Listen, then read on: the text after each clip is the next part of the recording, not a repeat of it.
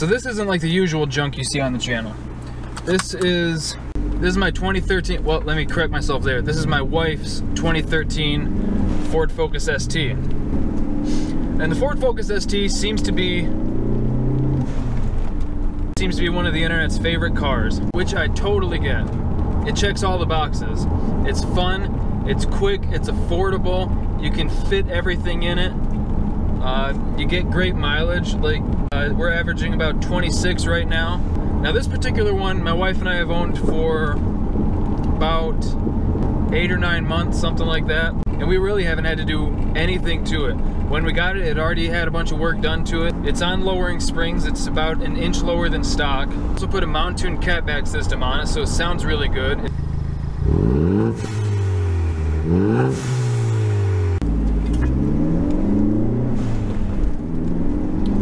It's not overpowering for a daily driver. It has a Boomba blow-off valve. I had never heard of Boomba before. Let's see if you guys can hear it.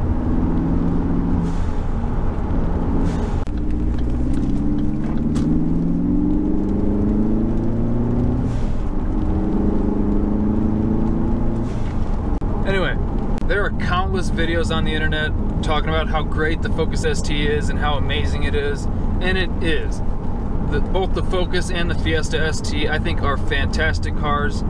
I haven't heard anyone say anything bad about it until now. After driving this car for almost a year, let's just round it up. After driving this car for almost a year, I have found one big issue with it. The only thing wrong, I don't know if this is true with the Fiesta ST, but the only thing wrong with the Focus ST is the light switch. This fucking light switch. Every time my doopy gangly ass gets in here, my knee catches in and it turns it from auto to on. Which means that there have been so many times where I've left the lights on in this thing because getting into it, my knee just barely catches it. I can't even feel my knee catch it. I never notice it until I get out of the car and notice that I've left the lights on. That is the only thing wrong with this car. Aside from that, it is perfect. 10 out of 10. But after having owned the car and driven with it, having to be aware of that every time God, this guy's driving so fucking slow.